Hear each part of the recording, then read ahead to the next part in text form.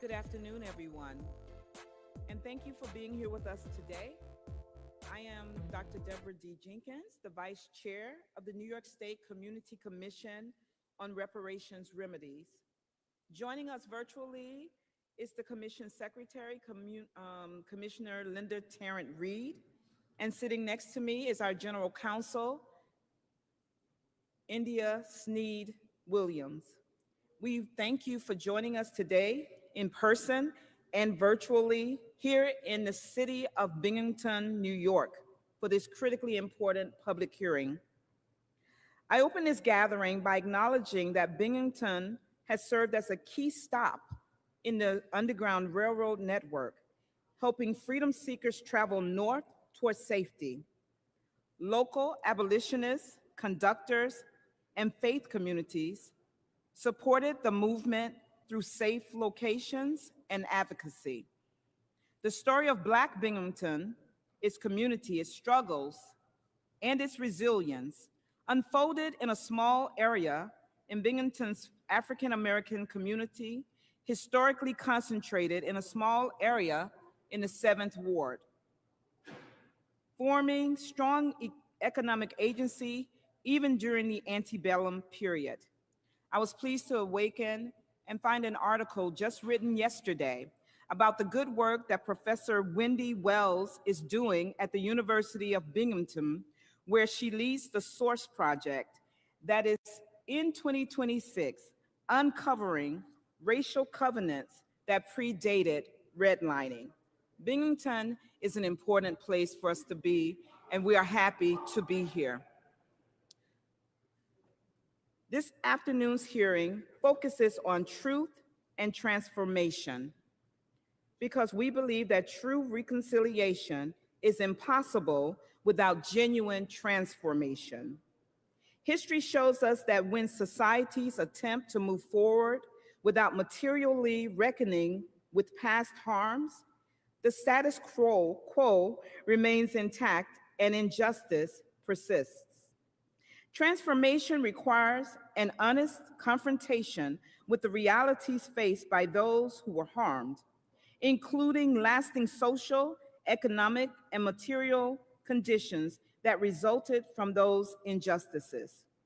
It demands not only truth-telling, but a commitment to meaningful change that addresses those conditions and honors the legacy of those like Callie House, who fought for repair and justice long before us. And yet, Binghamton is also a place of extraordinary strength. The city has long been home to advocates, faith leaders, educators, reentry organizations, and grassroots community builders working tirelessly to support returning citizens, expand treatment and recovery options, and fight for justice despite inequitable systems. Holding the hearing at the American Legion's Post 80 in Binghamton situates our work in a space long dedicated to service, civic responsibility, and community gathering. As a place where veterans and community members have come across generations, it provides a fitting setting for reflection, dialogue, and public testimony. This afternoon, we come together to listen, to bear witness, and to tell the truth. Your testimonies, experiences, and insight will guide the Commission's recommendations to the legislature and governor on how New York State can repair the harms of discriminatory criminal justice policies, as well as the overall transformation needed to move this work forward. Thank you for all being here, for your courage, and for your commitment to justice. Before you is the agenda and the run of today's program. If there are, at this time, any elected officials, we'd love to have you come forward and give remarks. If you are not currently here, we will leave space for you in a latter part of the program.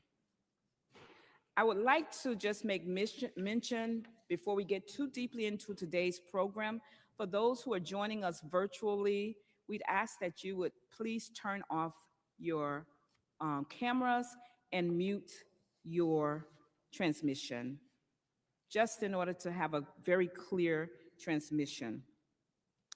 Briefly, I'll remind everyone of the Commission's origins and legislative purpose and goals.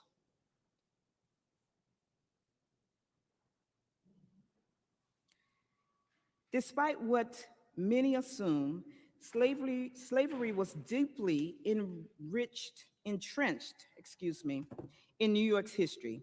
In 1626, the Dutch first brought enslaved Africans to the Lenape, Delaware territory, called the Manhattan. The Dutch called it New Amsterdam. Today, many call this place after its Lenape name, Manhattan. By the early 18th century, the New York State had become the largest enslaving colony in the North, with 40% of white households enslaving Black relatives. In 1711, a slave market was established at the foot of Wall Street at what is now the intersection of Wall and Water Street. This market, in which Native and Black people were sold, remained active for decades, playing a central role in New York City's economy. Enslavement wasn't just a Southern institution, it was the foundation to New York's development. Here we have an excerpt from the 1800 census in New York State, illustrating the pervasiveness of slavery in this northern state. In 1799, New York passed legislation for gradual abolition. Additionally, abolition wasn't fully implemented in New York until 1827. This census document shows how New York counted enslaved people under the 3/5 clause of the Constitution, which enhanced Southern political power and is one example of the North's continued complicity in the institution of slavery.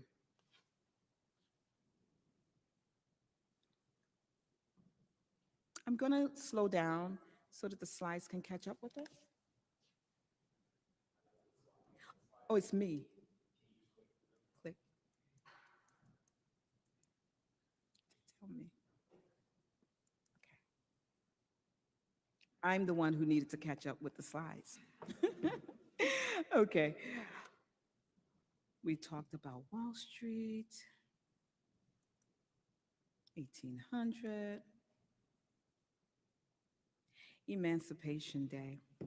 So this slide shows in 1863, where Thomas Nast illustrated Harper's Weekly depiction of the horrors of slavery that contrasted with the aspirational vision of freedom, including payment for work, public education, and home ownership. There were dreams that many formerly enslaved people held, but the reality of post-emancipation USA falls short. Reparations are about bringing the vision of communal abundance to fruition. At the federal level, H.R. 40, which would establish a national commission to study and develop reparations proposal for African Americans, was first introduced in 1989 by Representative John Conyers, Jr., and has been reintroduced in Congress every year since without passage. The state of California's reparation efforts have become the first state to establish a reparations task force in 2020, with their final report issued to the California legislature on the 29th of June in 2023. At the time, this 2024 map was created, At the time that this map was created, reparations actions have been established in 8 states and 22 localities across the United States. That number is growing, and New York is the second state to take up this mantle.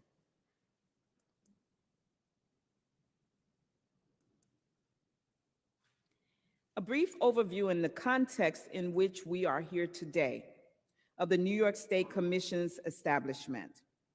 It was established via legislation signed by Governor Hochul on the 19th of December in 2023. This bill was sponsored by Assembly Member Michael Salages and Senator James Sanders. The commission is tasked with examining the legacy of slavery, subsequent discrimination, and their continuing impacts, and developing recommendations for appropriate remedies. To be clear, this commission does not enact reparative policies or provide payments or compensation or restitution. This commission will make recommendations to elected officials that New Yorkers have chosen. The elected officials of New York State will decide which reparative recommendations they want to advance. This is a picture of the legislation, and this legislation is found on our website. So our core mandates, what are our core mandates? To research economic, social, and political impact of slavery and structural discrimination on Black New Yorkers from 1626 to the present day, and to determine who is eligible for reparations, to hold public hearings as we are doing today, gathering the community, to hear from you, for you to give your input, and to develop a comprehensive report outlining harms and reparative measures, to recommend policies, programs, and restorative payments, and to coordinate with local, state, and national collaborators to ensure alignment with broader reparation initiatives. The Community Commission for Reparations and Remedies are comprised of 9 members. Our chair is Dr. Chanel Hawkins. We have Linda Brown Robinson, Laurie Daniel Favors, Dr. Ron Daniels, Dr. Derek Hamilton, Timothy R. Hogues, Jennifer Jones Austin, Linda Tarrant Reed, and as I said earlier, myself, Deborah Jenkins. We are happy to introduce to some and to present to others the commission staff. To my left and in the back, for those of you in the room, we have our operations manager, Ms. Melody Harkness. And seated next to her is our executive administrative assistant, Ms. Jessie Adwar. And sitting next to myself, again, is our general counsel, India Sneed Williams. And our parliamentarian is Stuart J. Mitchell III. And our communications representative, Words Warriors, public relations, in the back of the room with us. Not here today are our policy analysts and research historians. They are represented by Policy Studies Associates. Those are our current staff members, and we are looking to bring on additional staff members to assist us in this very important work. Listed here is the executive committee for the commission. Here is our website and our official email address for anyone who seeks to be in contact with us or to stay current with our business meetings and our public hearings.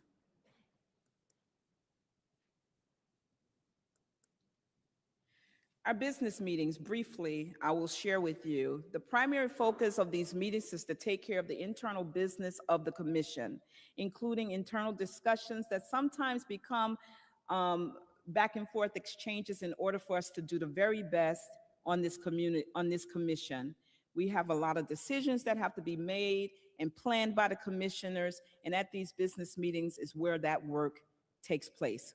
A quorum of at least 5 commissioners must be present to hold any votes.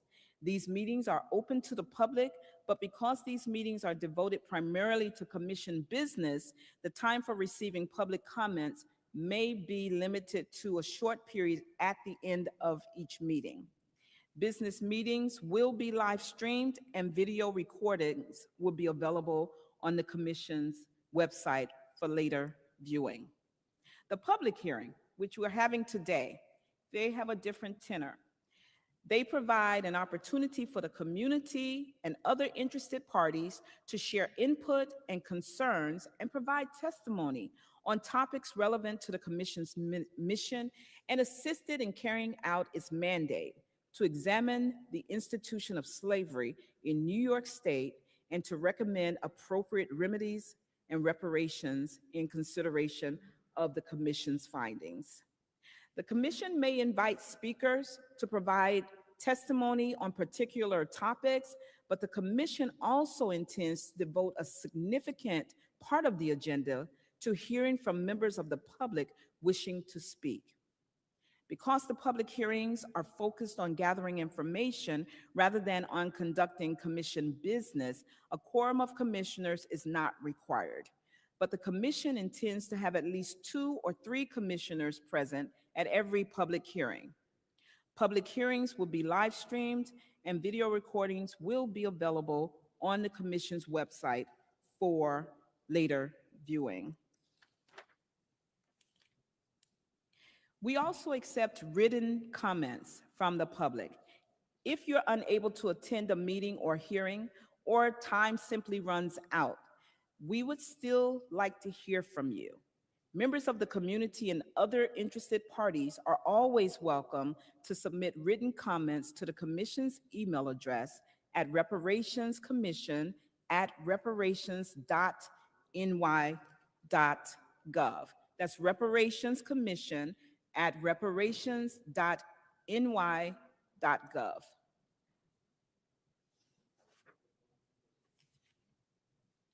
We seek for you to get involved. Even after the public hearings end, we are still receiving calls. We are happy to schedule meetings where possible to get your input. So please get involved. And we are still hiring for critical roles. Here are a list of ways that you can get involved. You can attend these public hearings and community forums. You can host a public hearing or business meeting in your space. Sign up and testify at these public hearings. Send recommendations to the Commission via email. They work. Engage in dialogues and workshops on reparations in your community. Invite 1 of 2 commissioners so that we can come and support your work.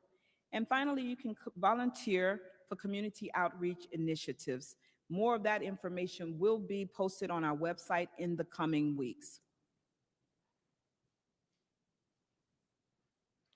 We are really serious about the task before us, so we really can't stress more how important your voices are to us making the appropriate recommendations to the state legislators and our governor. So we invite your input, and we can't stress that more. We don't currently have any vacancies. We are in the process of bringing on those who we have interviewed to support the work of the commission. Now to the part that we've perhaps all been waiting for, at least I have, because I love to be a student. We are happy to have as our first presenter, Dr. Ann C. Bailey, Professor and Director of the Harriet Tubman Center for Freedom and Equity. I'm pleased to introduce Dr. Bailey, who is a writer, historian, and a professor of history at SUNY Binghamton's Harriet Tubman Center for Freedom and Equity. In her work, she combines the elements of travel, adventure, history, and an understanding of contemporary issues with an accessible style. Her work ranges from adult nonfiction to children's historical fiction and includes such titles as African Voices of the Atlantic Slave Trade, Beyond the Silence and the Shame, published in 2005, and You Can Make a Difference, the story of Martin Luther King Jr., how appropriate this weekend. Her newest book, The Weeping Time, Memory and the Largest Slave Auction in American History, was published by Cambridge University Press in October 2017. Dr. Bailey is also committed to sharing her work with the public at various events. Of note, on March 18, 2015, she was invited to speak at the United Nations on the occasion of the commemoration of the 150th anniversary of the Emancipation Proclamation. She shared her research, writing, and other professional experiences with NGOs that are affiliated with the United Nations. In so doing, she was able to honor the lives and contributions of enslaved Black Americans and others in the African diaspora. Dr. Bailey, we welcome you and thank you for sharing your testimony today. Thank you. Thank you.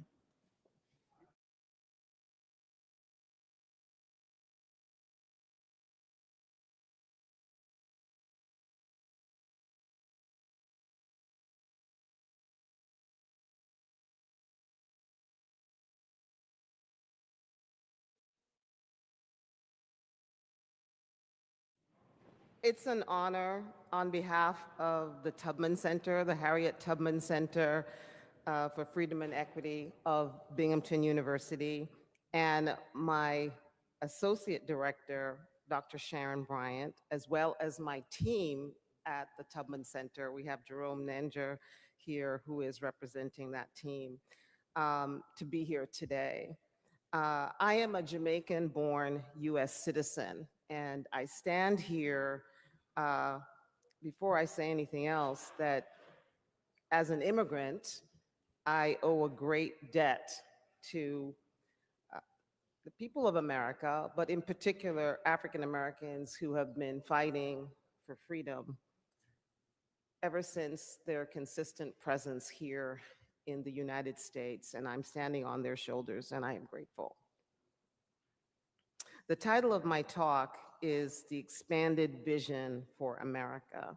And I'm going to briefly tell you a little bit more about what I've been doing and what the team has been doing at the Tubman Center and at Binghamton University. I'm then going to talk a little bit about my own writing, some of which has been referenced here. Thank you very much, Dr. Jenkins.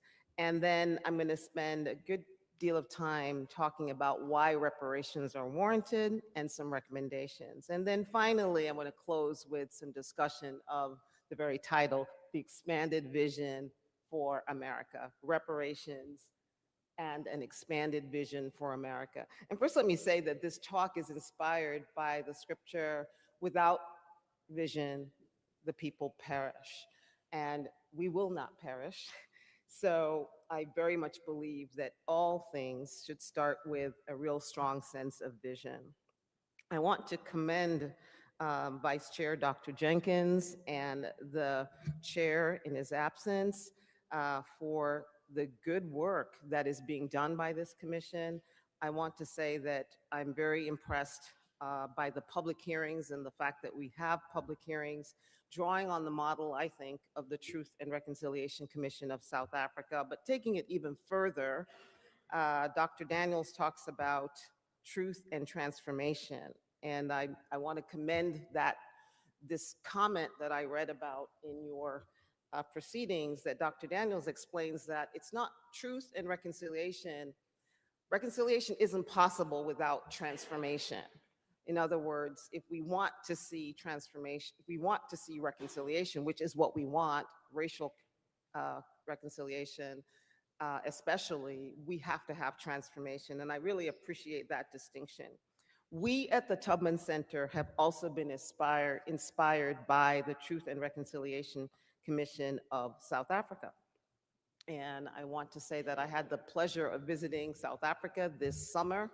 I highly recommend it, especially because there's a lot of misinformation about what is going on there. And I think it's good to be able to see for ourselves uh, where the society is going in terms of reconciliation, the progress they've made, and even some of the challenges which still remain.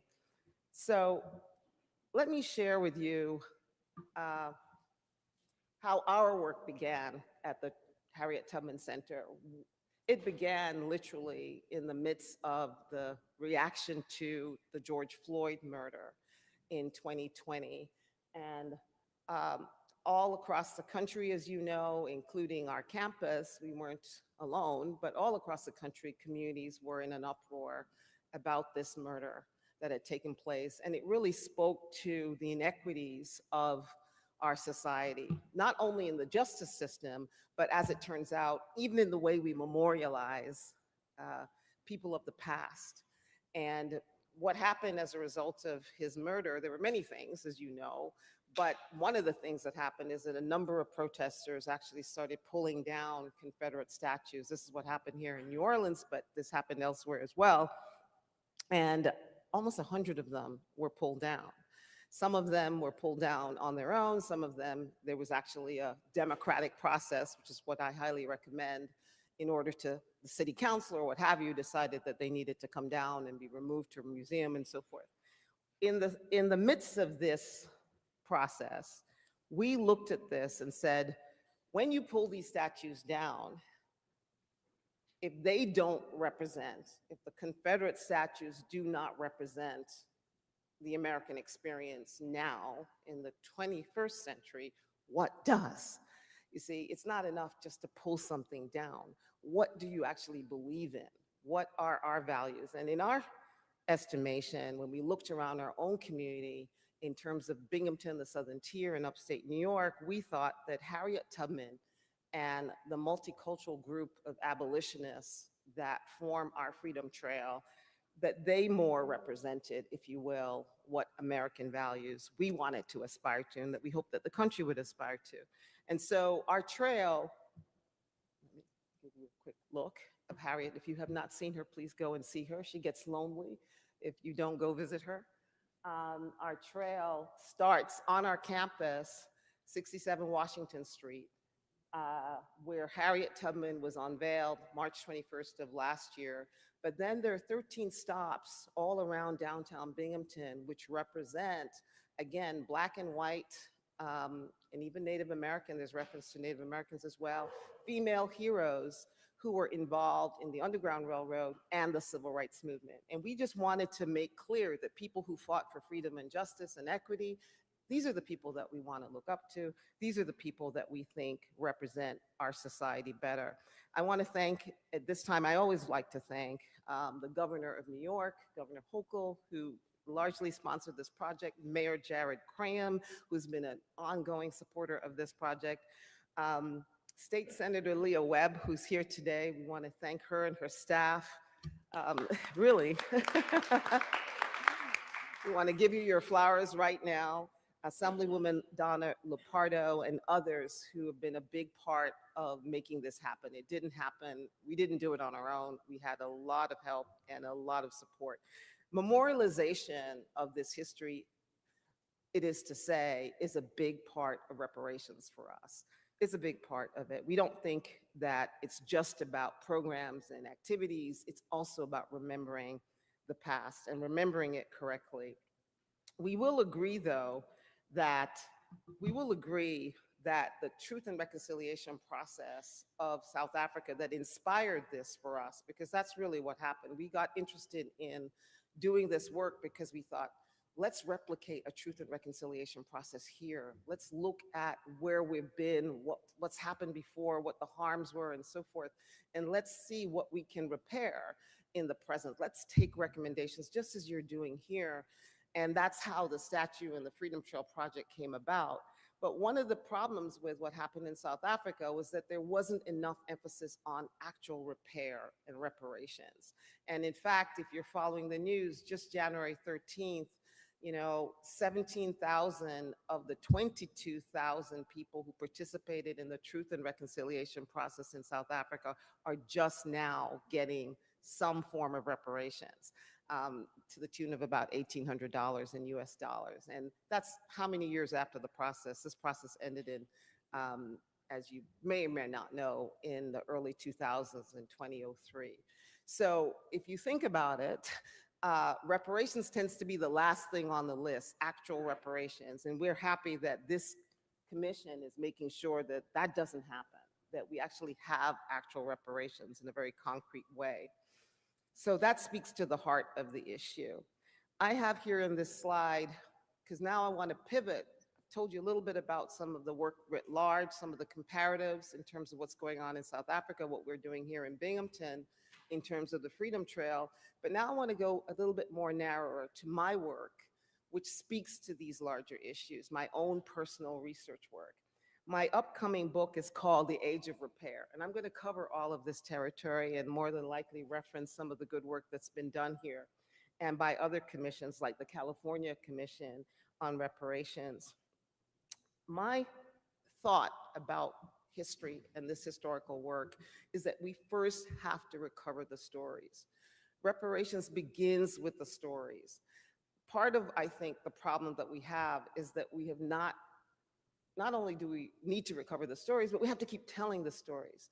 It's now that I hear more people talking about the civil rights movement. Now I teach a course on the civil rights movement here at Binghamton University, and others do, connect with parts of that history, but it's kind of like for history buffs.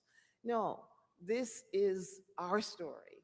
And one of the issues that I find in doing the writing is that we have to encourage more writing, more research, and in fact, I hope that the commission will spend quite a bit give quite a bit of assistance to those who would do this work. I think I don't need to tell you that if we don't keep telling these stories and help to co-create some new stories, I don't need to tell you that what will happen is that alternative facts will become the order of the day. I don't need to tell you that. You've seen that. We've all seen how that happens, how even in the present, something that you see with your own eyes in a video or elsewhere can be interpreted some other way. So having people who are committed to telling these stories and telling them from multiple viewpoints and telling them in the most authentic way possible is really important. It's really critical. So that's a little bit of what I've been trying to do. As I mentioned, my upcoming book is called The Age of Repair. My past book, African Voices, tried to do the same. African Voices of the Atlantic Slave Trade, Beyond the Silence and the Shame. I tried to capture the stories from Africa, from Ghana specifically, where in southern Ghana, they were both victims of the trade as well as they were individuals who were participating in the trade. And I tried to look at it in a global network and try to understand how that pressure had such an impact on not just Ghana, but much of West Africa and Central Africa as a whole. A devastating impact, in fact, and how much of that came from the global forces that were pushing against the continent, way beyond any kind of individual involvement, which really was a transcontinental impact. I also tried to look in my most recent book on the weeping from the African American perspective on this very large slave auction, which in 1859 determined that over 400 people would be sold away from their families, completely drawn away from the land, from the people that they knew. I mean, slavery is drudgery, but nonetheless, if you have a connection to the land, if you have a connection to people, your family, that's a way to alleviate the drudgery of slavery and the period of enslavement, and that they were pulled away from. And I talk about that, and I trace over 15% of people of African descent who were sold on that auction block in Savannah in 1859. I trace them to the present day in the record and in person.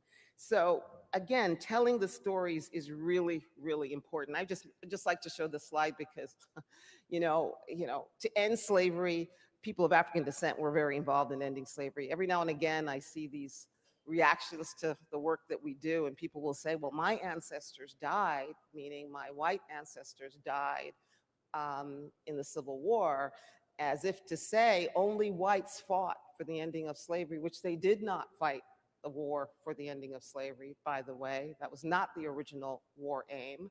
But nonetheless, we honor those who did fight in the Civil War for the eventual aim of ending slavery. We do honor their service, but we can't forget that people of African descent there were 40,000 people who lost their lives, and almost 200,000 people of African descent fought for their own freedom. And they fought for their own freedom from day one.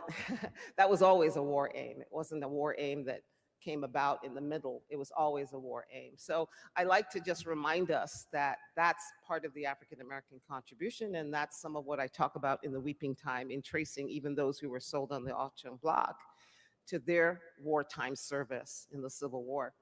The 1619 Project from the New York Times, I was also grateful for the opportunity to work for that project and to contribute to a standalone article in 2020 called They Sold Human Beings Here. You're free to look it up, it's free online. And I just want to say that what's important about this project, which, as you know, has gotten all kinds of attention around the world, and hats off to Nicole Hannah-Jones, who was the originator.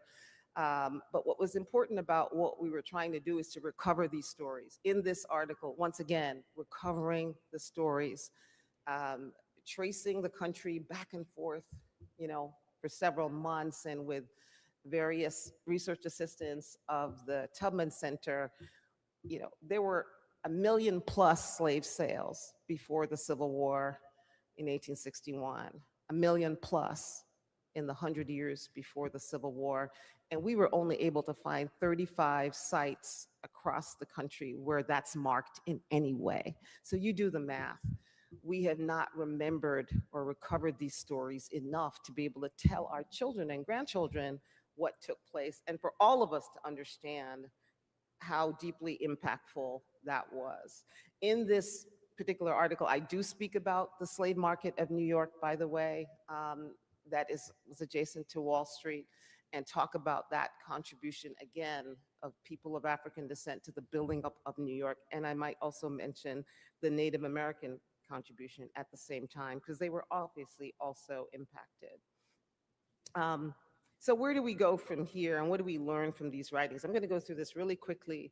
From all of this writing, we should learn, I think, that there was an incredible contribution from people of African descent to the wealth of America, starting from the 1619 period, where there's that consistent presence, and for 250 years of uncompensated labor.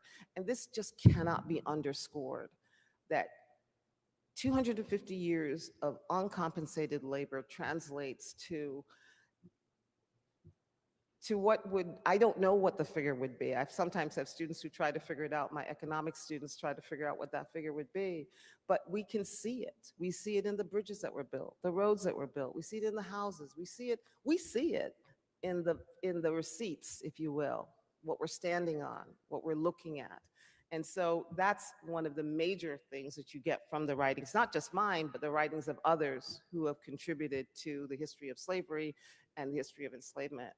Abraham Lincoln's and reparations. I like to make a note here that when we're told, giving free money, which is what the perception of reparations is, that we're going to just be giving free money, if you will, to people of African descent, I like to remind people of the law that Abraham Lincoln signed into law May 20th, 1862, where settlers got 160 acres of public land, the Homestead Act.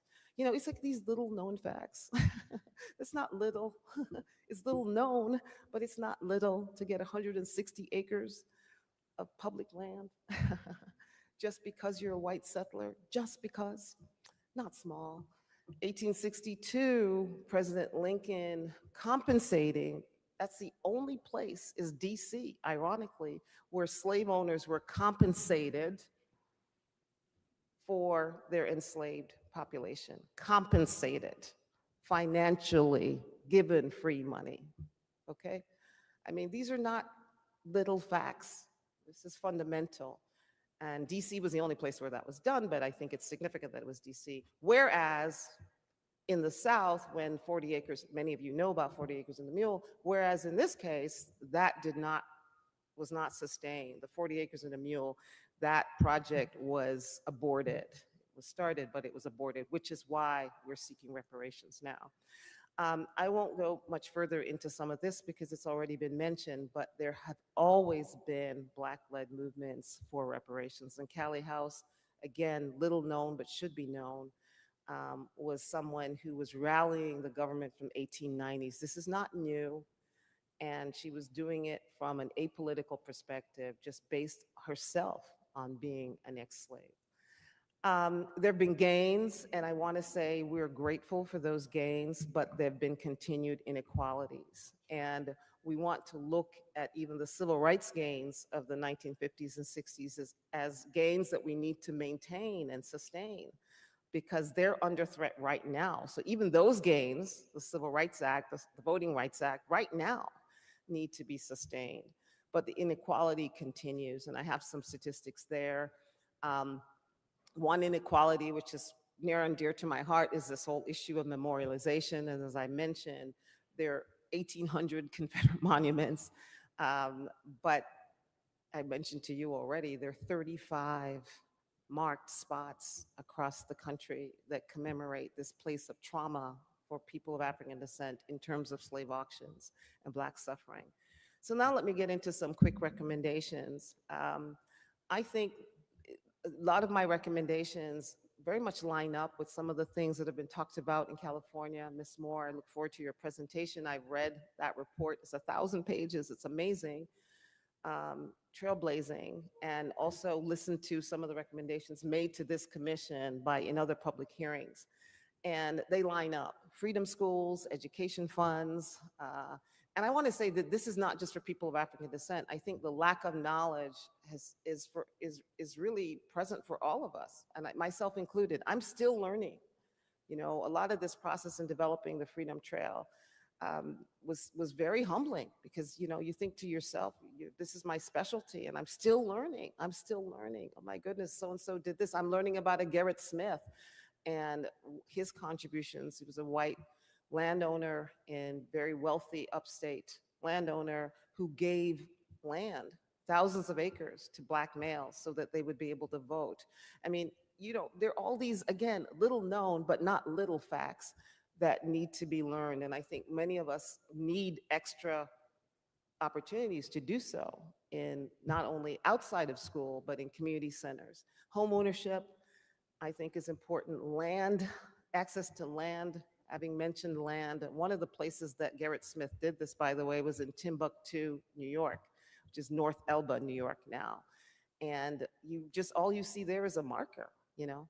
There's no land that you can find that would say, oh, you know, so-and-so was here and so-and-so. So, I mean, access to land is really critical. I could go on about that across the country because Black farmers in the 1920s, you know, owned millions of acres, and now they have 1.5% of land across the country. So that tells you the disparities right there. Community centers, I want again a shout out to Senator Leah and the mayor, Mayor Cram, who are helping to sponsor our own community center, which we will have within the year in downtown Binghamton, to again mentor young people, to teach some of this information, share some of this. I look forward to that. I look forward to ways in which that we can share this information about what the civil rights heroes did, the process of nonviolence, the tactics that they use that were so effective, how they use public relations to be effective. Those things have to be taught. They taught themselves.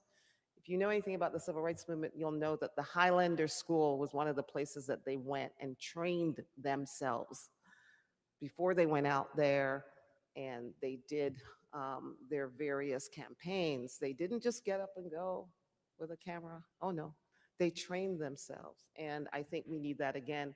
I won't go into this in much detail, addressing ongoing harms, prison reform, immigration crackdowns. Clearly, we need a lot of help there in the way we address this issue, and drug addiction recovery programs. And finally, I want to just say that part of the vision that I see for this, and I told you I was originally from Jamaica, and people often reference Jamaican songs. I like to reference sometimes Jamaican proverbs. And there's this one called "The Same Knife, Stick Sheep, Stick Goat." It kind of speaks for itself. And I think that really reflects what's going on um, when you think about this issue of reparations and racial reconciliation. We have this idea that, well, if it's just, we just deal with those people. But it doesn't work that way. The same knife that deals with some deals with others. And another way to say that is rain to fall on one man house. And you can see that, right? Like the rain doesn't fall on my house, and then across the street, my Italian neighbor doesn't get any rain. But the flip side is when good happens on my side, good can happen on her side too. And I think that that has been the tradition of fighting for civil rights in the United States. When good is done for the African American community or people of African descent, we have seen good happen for the community at large. We have seen it. We have seen it happen for women through the civil rights movement. We have seen it happen for Native Americans. We've seen it happen for Asian Americans. We've seen it happen for so many other campaigns. And that's because I don't know why that is. I just can tell you that historically, whenever there has been good done for African Americans or people of African descent in this country, it has extended writ large. It has not stayed within the African American community. And that should make us really interested in supporting reparations. And I said, time longer than rope speaks for itself. So let's wait, huh? Let's believe time is longer than some of the injustices that we see going on right now, and we will prevail. And I think that people like Martin Luther King, as we honor him this weekend, gives us a roadmap for following. And last, let me just end with this. I hope I haven't been too much over our time, is that Martin Luther King talked a lot about love.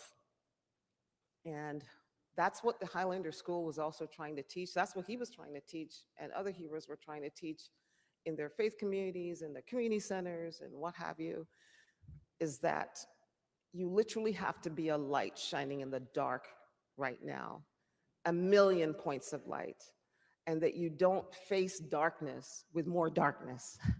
You don't face name calling, to be specific, with more name calling, but better name calling. You face it with, I hope, a million points of light.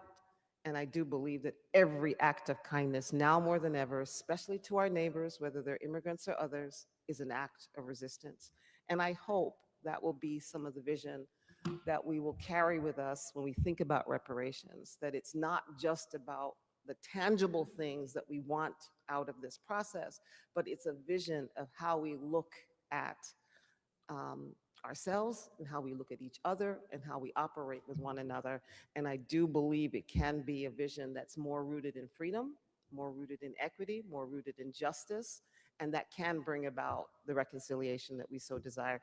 Thank you very much. Thank you so much, Dr. Bailey. If you could wait around for the question and answers after our next presenter, we'd really appreciate that. Absolutely. Thank you so much. Thank you. That was really enriching, and I appreciate it. Thank you. Before we go on to our next presenter, I do want to formally recognize our state senator, Senator Leah Webb. Would you like to speak now or later, Senator? You want to hear the presentation too? We thank you, thank you, thank you. But we're so happy because she facilitated this meeting being here today, so we are grateful to you. Now I'm pleased to introduce Kamilah V. Moore, Esquire, the former chair of the California Reparations Task Force from June 2021 through June 2023. Attorney Moore is a reparatory justice scholar and an attorney with a specialization in entertainment and intellectual property transactions. As a law student, Ms. Moore contributed to human rights reports related to domestic and international human rights issues, including but not limited to racial inequality in Brazil, the human rights to sanitation in Lowndes County, Alabama, in the United States, and the human rights to remedy for indigenous Black women affected by racialized gender violence in Papua New Guinea. While studying abroad at the University of Amsterdam, Moore wrote a master's thesis exploring the intersection between international law and reparatory, reparatory justice for the transatlantic slave trade, chattel slavery, and their legacies. She earned a Juris Doctorate degree from Columbia Law School in New York City, a Master's of Law degree in International Criminal Law, and the University of Amsterdam, and a bachelor's degree from the University of California, Los Angeles at UCLA, that's UCLA. Kamilah Moore was appointed to the Reparations Task Force by the Speaker of the Assembly, Anthony Rendon. May I welcome Kamilah V. Moore.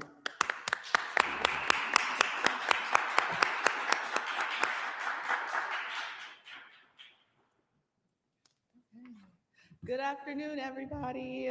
So happy to be here. My name is Kamilah Moore, and I served as the chairperson of the First in the Nation California Reparations Task Force. So without further ado, I'll get straight into my presentation, where essentially I'm just giving some insights, some high-level takeaways, since the California Reparations Task Force we finished our work in June of 2023. So in June of 2026, it'll be 3 years since the commission finished our work. And now it's up to the California State Legislature to turn our over 200 policy recommendations that was within our over 1,000 page report.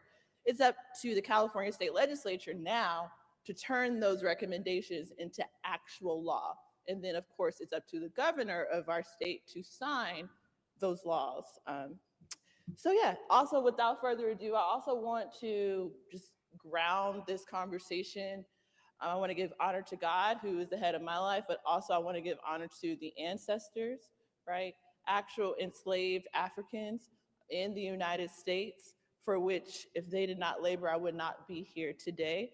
Also, thank you so much, Dr. Bailey, for uplifting the name of Dr. Martin Luther King Jr. It is his birthday weekend this weekend, and I'll also be mentioning him in my presentation as well. So essentially, my presentation is called Truth and Transformation, which we know is the general theme of this hearing. But in terms of my takeaway from this theme, I thought, how could I contribute to this conversation? Being the chair of the California Reparations Task Force with the work already being completed. And so I saw it as, how can I help the New York Reparations Task Force kind of wrap their heads around, going from truth to transformation, from historical record to public obligation, to New York State actually, taking whatever you guys come up with in terms of the documented harms and the recommendations, and how do we get to the point where we actually get New York State to implement those recommendations? Truth and transformation are not just slogans in the reparations context. They actually describe a moral and legal consequence. Under international law, reparations are governed by 5 recognized forms. So when most Americans, when they think about reparations, they just think about compensation or cash payments. But actually under international law, there's an actual legal definition. And within that definition encompass 5 forms of reparations. So compensation is one of the forms of reparations under international law, but it's not limited to compensation. Compensation is very important, and we can't talk about reparations without talking about compensation. But there are other forms of reparations under international law as well, which Dr. Bailey also mentioned, like satisfaction. Satisfaction is more symbolic forms of reparations, like memorials, like a formal apology for slavery and systemic discrimination from the state of New York, for instance. Rehabilitation is another form of reparations under international law. Dr. Bailey in her presentation mentioned some suggested recommendations. For instance, community centers. That was actually one of the recommendations from the California Reparations Task Force, like community centers. That is a form of reparations under the bucket of, you could say, rehabilitation, right? How do we rehabilitate the mind, the body, based on, the traumas that Black Americans have faced, in this country. And then also restitution is another form of reparations under international law. And in the state of California, we've actually made a lot of progress in terms of restitution. A lot of people may or may not have heard about, for instance, the Bruce Beach, where in the 1900s, there was a African-American couple who owned like a beach resort in Manhattan Beach. But the Manhattan Beach City Council at the time in the 1900s took the land away from them under racially motivated eminent domain, and that land laid vacant for decades until a few years ago when Los Angeles County worked to find the descendants of that African-American couple, and they were able to provide some type of monetary compensation for, to the descendants. And the only reason why they didn't get the land back is because Manhattan Beach City Council still rezoned the land. So instead of it being, business oriented where they could, get money from LA County and put a hotel back on that land, Manhattan Beach refused to rezone the land. So it could only be used for, a park or residential. And, the descendants didn't really want to do that. So, but that's an example of restitution. How do you take account for stolen land, stolen property, things like that? And then the last but not least, the last form of reparations under international law is guarantees of non-repetition. And it's actually one of the hardest forms of reparations to achieve because it's tackling the fundamental question of how do you get the state or the harming party to stop harming, the injured group, right? So, that could take into, account for, restructuring of different public policies and things like that. And so also I wanted to mention that a core principle under international law is that the injured group must lead. The injured group must dictate what repair looks like to them, right? So it's not enough so governments exist to facilitate repair, right? The New York Reparations Commission exists to facilitate the repair, not to define, what repair looks like for the injured group and not to define or dilute its meaning. That principle shaped California's work and it should shape New York's work as well. So just a little bit about California's work and just how we were structured. California began this process through a formal study and development phase mandated by law. The Reparations Task Force was charged with investigating the history of slavery and systemic discrimination, documenting how those harms were created and sustained through public policy. We heard directly from affected communities, the descendants of enslaved African Americans, and we engaged with economists and legal scholars to translate that history into reparations proposals. In doing so, the task force documented how Black Californians were systemically excluded from the New Deal programs, for example, the GI Bill, the Federal Housing Administration mortgage programs, and other state and federal policies, producing a wealth gap that persists today. That was not an abstract finding. It was an evidentiary record of state-created harm. In reparations, truth is not something to be endlessly argued about. It is something that must be documented so that the state is legally required to respond. I mentioned that I was going to talk about Dr. Martin Luther King Jr. very briefly. In some of his speeches before he was assassinated, he talked about one of the examples of these exclusionary public policies. He talked about the Federal Homestead Act, right? Where, and in his words, so to speak, he mentioned, right, while the United States government was refusing, right, to undergird African Americans with an economic floor, at the same time, the United States government was allowing thousands and thousands of Europeans, poor Europeans, to come to the United States and undergirding them with an economic floor, providing them thousands and thousands and thousands of free land, of free acres, right? while at the same time excluding African Americans from that policy. Yeah, there were some African Americans who were able to benefit from the Homestead Act, but by and large, African Americans were excluded from, the Homestead Act. And that's just one example, right, of exclusionary public policies on the state and federal level. And what are the present day impacts of that exclusionary public policy, right? One example of that, what we uncovered under the California Reparations Task Force, we uncovered that there's nearly a quarter of the adult population in the United States are still economic benefactors of the Homestead Act, right? So that's a quarter of the white adult population in the United States still benefits from the fact that their ancestors got free land from the Homestead Act, right? And they still benefit from, that exclusionary public policy in many ways. Either they still had the land in their family, they sold it, throughout their lineage, they were able to make a profit and then turn that into other things. So again, these are just one example. And Martin Luther King Jr. mentioned this in the 60s, right? One example of a piece of exclusionary public policy that has aided in this wealth gap that exists between Black Americans and white Americans, which presently, without a reparative justice framework, it would take over 250 years to close that wealth gap.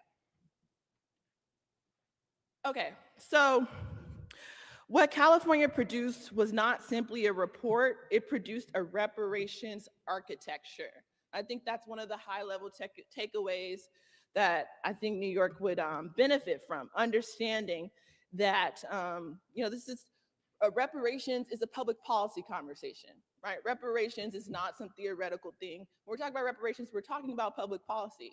We're talking about public policy frameworks to rectify hundreds and hundreds of years of exclusionary public policy, from the GI Bill, to the Federal Housing Administration bills, to the Homestead Act, but starting with slavery, right? Slavery was the first example of exclusionary public policy that has led to this huge racial wealth gap.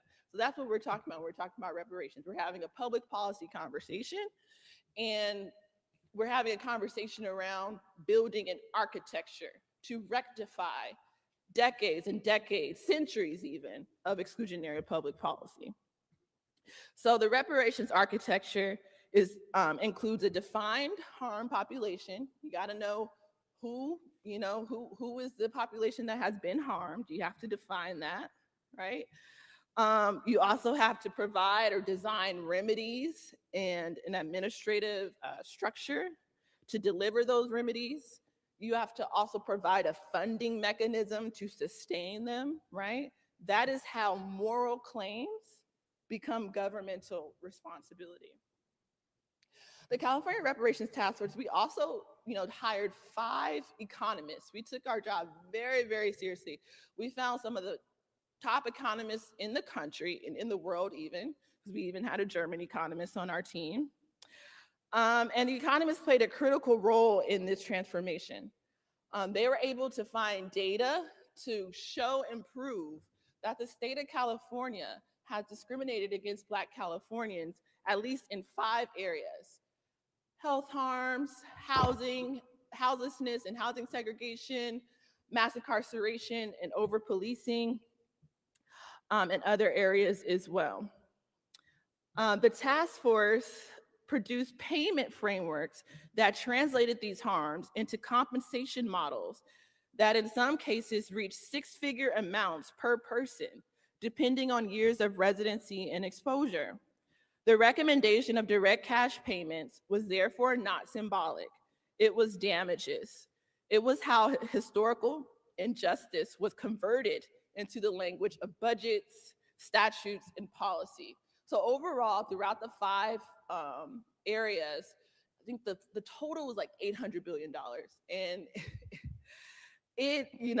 that's a figure that, a lot of the news, kind of like Fox News and other places like that, they just like took hold to. They didn't really understand. They just saw $800 billion. So there's the headlines is like, California's crazy reparations task force is recommending, the state provide Black people $800 billion. But that kind of misses exactly what the economists were trying to, say. Essentially what the economists were saying is throughout all those 5 areas, California has discriminated against Black Americans to the tune of $800 billion. $800 billion from statehood, which is 1852, to present, right? Due to California's involvement in slavery, due to California's involvement in health harms against African Americans, due to California's involvement in housing segregation, due to California's involvement in mass incarceration over policing, due to California's involvement in the lack of Black business formation or in the involvement of Black business discrimination. They counted all the numerical data up, and they found that, again, $800 billion. So that's not a gift. Essentially, that's not what we were trying to say, that the state should give Black people $800 billion. The framework, the argument from the economists was, and this was truth backed up in numbers and data, that's how much Black people in California were deprived of in terms of the freedom to make businesses, in terms of the freedom for their businesses to not be discriminated against, and things like that. So the task force also understood that transformation requires institutions. We recommended a permanent state reparations agency similar to the Freedmen's Bureau that once existed in this country right after the end of slavery. The Freedmen's Bureau only lasted 7 years federally. After Abraham Lincoln was assassinated, President Andrew Johnson came into power, and he pretty much destroyed the Freedmen's Bureau, and also had a hand in destroying the Freedmen's Bank. So we once had, on a federal level, a permanent agency, kind of similar to the Bureau of Indian Affairs, to steward over and to provide benefits to ex-slaves. But again, that only lasted 7 years after Lincoln was assassinated. And so the California Reparations Task Force, we studied that history, and we recommended something similar on a state level, right? A permanent Freedmen's Bureau on a state level, and hopefully it inspires the federal government to reinvent the Freedmen's Bureau on the federal level. But again, we recommended a permanent reparations agency modeled on a modern Freedmen's Bureau to verify eligibility and administer benefits. We also recommended a reparations fund to ensure that reparations would not be subject to annual political bargaining. We also recommended direct benefits like cash payments and programmatic repair. California, we did not limit ourselves to just recommending apologies or commemorations, even though we did recommend apologies and commemorations, but we also delivered a delivery system for repair, because symbolic measures alone do not remedy material harm. A quick note about eligibility, because since California was the first state task force to study reparations, we had to grapple with who could be eligible for reparations. And our task force lasted 2 years, and this debate on who should be eligible lasted almost a year, like 10 months. The first 10 months of our work was us grappling around this question. So eligibility was one of the most difficult design questions. California, we had to operate within federal constitutional law, California law, and international legal standards. In California, we have a state law called Proposition 209, which has been a law since 1993, and it prohibits race-based preferences in education, employment, and contracting for any reason. So in 2023, the United States Supreme Court also curtailed race-based affirmative action in education when justified solely by diversity. So in that legal landscape, we defined eligibility on a lineage standard rather than a race-based standard. So most of what, when we're talking about the material benefits, the recommendations from our task force, they're designed to be based on lineage more than they are designed to be based on race. And in that legal landscape, lineage was chosen not to erase race, but to tie eligibility to specific historical harm in a way that could survive legal challenge and align with international law's victim group principle.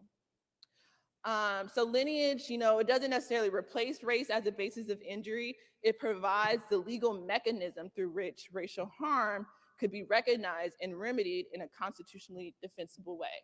So, our criteria is you're eligible if you're a descendant of an enslaved or free Black person living in the United States prior to 1900. So you don't have to, you know, there's no standard of proof where you have to say you're Black to be eligible. To be eligible, you have to show that you are a descendant of an enslaved Black or free Black person living in the United States prior to 1900.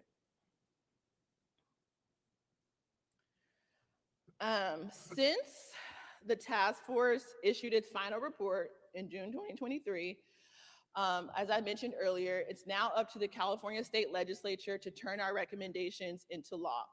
Since 2023, California State Legislature has had this is its third legislative session, the beginning of its third legislative session. So our California State legislators in the past 2 legislative sessions already picked up some of our recommendations and turned them into legislation. And our Governor Newsom, has signed some of those.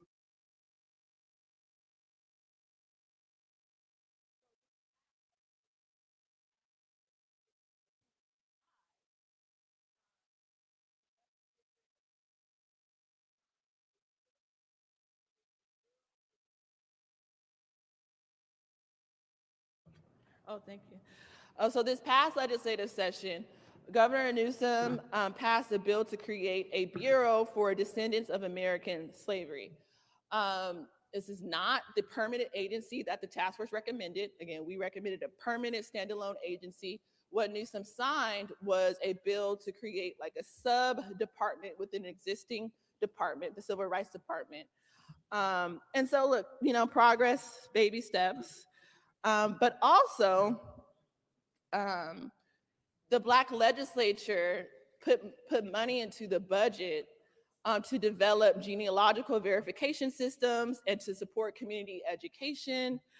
At the same time, though, some of the most powerful structural recommendations from our task force were either vetoed by Newsom or delayed by our very own Black legislators, which I'm bringing up to talk about the tension between the victim group, right? Descendants of slaves, throughout the state of California. They expressed a certain vision for what reparations looks like to them: a permanent state fund, a permanent standalone agency. We're not there yet because we're still battling with our elected officials for our elected officials to listen to the injured group fully, right? And so, again, some of the bills that have been signed and passed into law is a formal apology for slavery. Newsom signed that in 2023. So the first legislative session out after the task force ended, that was actually the first bill that was passed, an apology bill. So the state of California has officially apologized for its role in slavery and systemic discrimination, but they have yet to have a formal apology ceremony. They paid $500,000 for a plaque. We still haven't seen that plaque. So I don't mean to be all over the place, but I mean to share with you that, there's this tension, right? Again, between what reparations should look like, led and dictated by the victim group, and some of the slow progress that's being led by the people in power. So it's good that we have a formal apology on the books.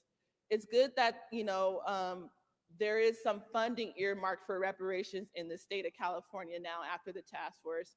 And arguably, it's good that there's actually a bureau now for descendants of American slavery. Nowhere else in the country can you say that there is a bureau specifically to serve the needs for descendants of American slavery. So we are making some very good progress in California, but there's a lot of work to be done. Let's see. So yeah, I say all that to say, while some of the most powerful structural recommendations, including the Permanent Reparations Agency and the Permanent Reparations Fund, have been vetoed or delayed, this just illustrates how difficult it is to convert even the clearest historical record into lasting public obligation. That experience underscores that reparation frameworks must be designed not only to be morally sound, but to survive legislative bargaining, administrative resistance, and shifting political coalitions. So just this past year, I traveled to some different places to discuss reparations with different stakeholders. In November, I went to Minas Gerais, Brazil, where I observed that they actually have affirmative action in Brazil. It's completely legal. Race-based affirmative action is legal. Racial quotas are legal in Brazil. And so I observed how race-based affirmative action in university admissions is often implemented through this self-identification process. However, what they learned that in Brazil, people were self-identifying as Black to get a race-based benefit in colleges, but there was also a lot of fraud that went with that too.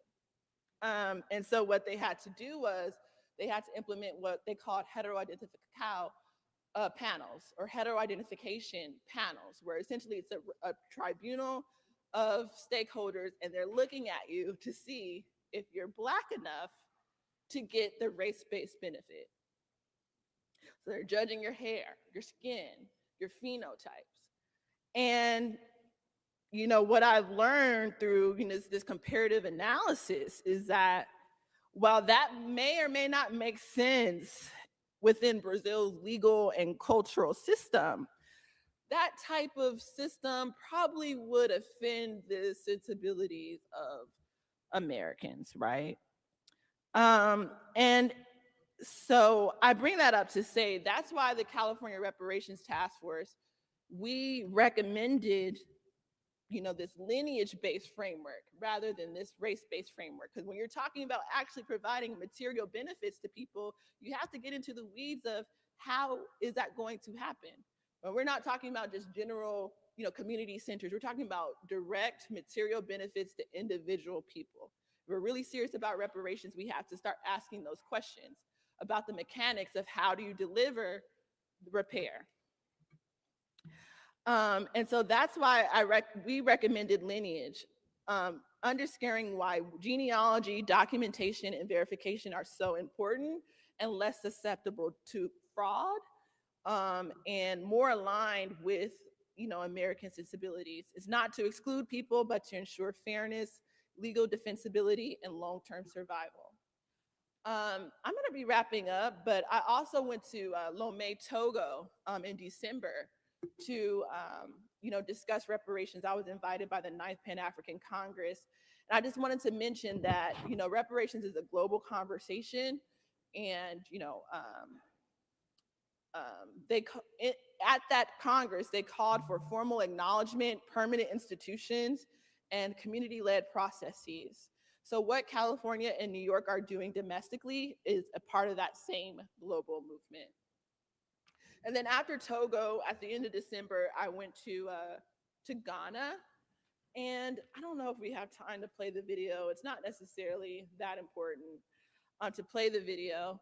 But the video that do we want to play it? Oh, okay.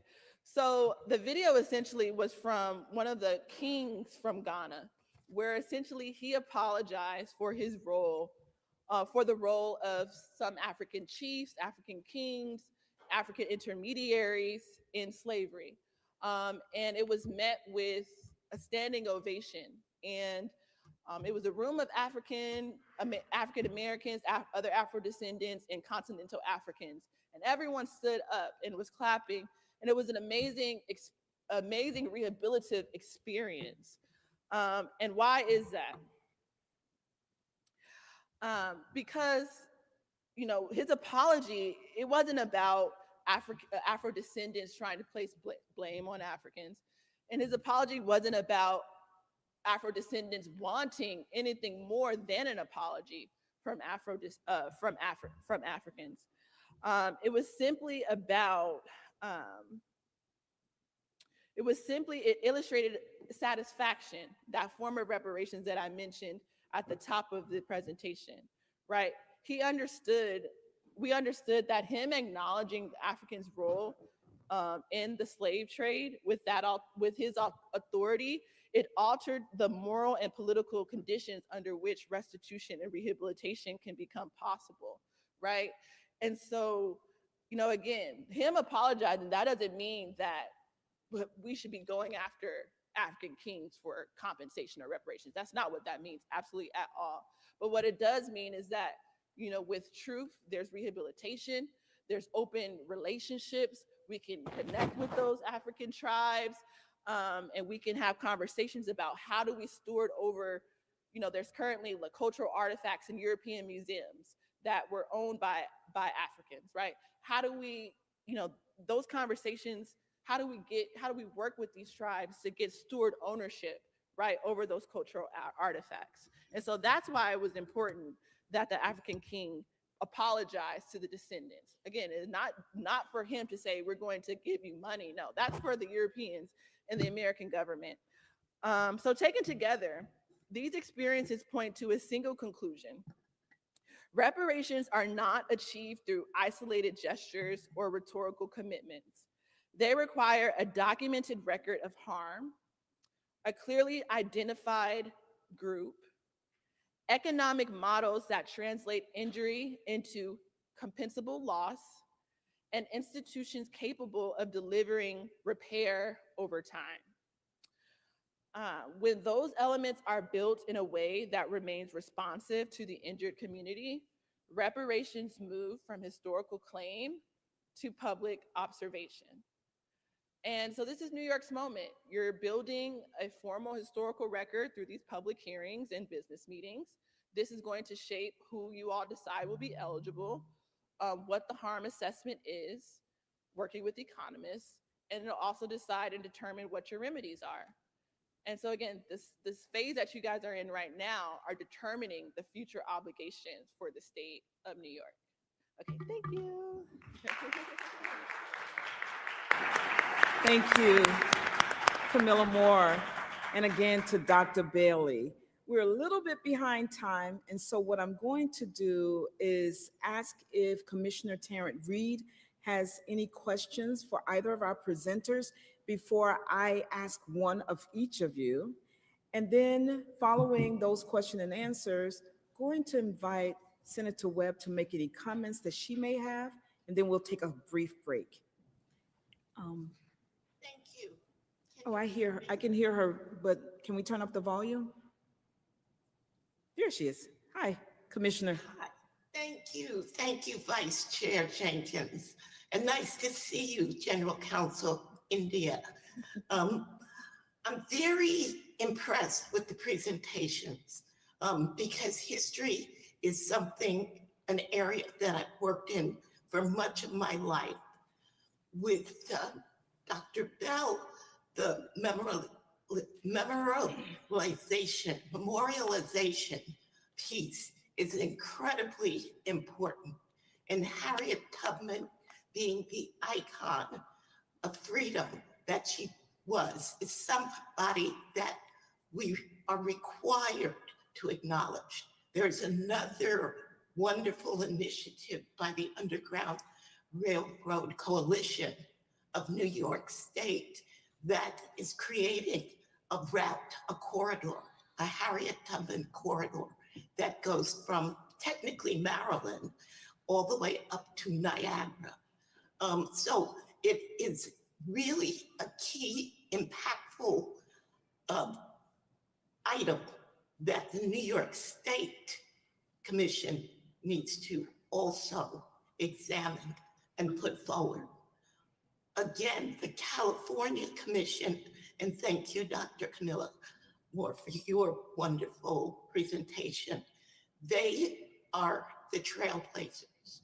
And to look at the framework and also to compare it on some levels with the starting of our framework, I am pleased that we too are headed in the right direction. So thank you very much to both of the presenters and for the commission for once again putting on two extraordinary presentations. Thank you. Thank you, Commissioner Tarrant Reed. I will try to ask questions that can get a succinct answer if possible. Starting with Dr. Bailey, I loved it, and I thank you for your presentation and the great work that you and your colleagues do at the Harriet Tubman Center at the University of Binghamton. I, you know, you don't know, but 2 years ago, my church, we traveled into the realm of freedom schools. So I totally am on the same page with you. And I believe this is something that we need to do. Can you share with us how you foresee that being pushed out legislatively? Because Senator Webb does know that they do currently fund freedom schools through the legislature. How do you foresee that being a part of the recommendation in our education piece? Yes, please, please, please. Just so that you can hear me. Briefly, again, I think a lot of this has to do with our approach to this. As I was trying to mention in the end of my presentation, that it's not, for me, and I very much thank you so much, Ms. Moore, for, I mean, I'm so enamored and admiring of what California has done. I mean, you have to read that report, and it's incredible. But my sense is that it's both giving general reparations as well as specific reparations. So general to the community and then specific to individuals who were harmed and can prove that harm in their families. And I want to take it one step further, that something like freedom schools should be for the entire community. Because what we're realizing is that miseducation happens for every single person, American or otherwise, who's in our regular public school system, who comes out of that system not knowing, knowing the bare minimum about Harriet Tubman, definitely not knowing about many of the freedom fighters and advocates for freedom and equity that were of African descent, certainly knowing very little, not just about the African context, because the African context is very complex. It's both, they're participants, but they're also resistors. There are people on the African continent who are actively resisting the slave trade. And God knows we don't learn anything about that. And we don't learn anything about the larger context of the European and Americans, entities, plantation owners and banks and so forth, who are pushing and really dictating the terms of the slave trade to everybody. So all of this is knowledge that everybody needs. Does this make sense? So freedom schools, it's the approach. It's got to be for Black, white, Native American, Asian, everybody. So reparations in that sense really repairs the curriculum for all so that we can all be on the same page. And that's kind of the biggest thing that I see. And I just see that allies are also necessary. And that was kind of my last point there, is that allies have always been necessary. And many of us don't even know, not only do we not know some of the Black heroes, we don't even know some of the white heroes, the Thaddeus Stevens, the Garrett Smiths, the Fannie Kimbells. I mean, these are names that should be household names. You know why they should be household names? Because you want your neighbors to be fighting for the same thing. Does that make sense? Yes. We've never done this fight alone. We just have not. Slavery was not abolished by only people of color.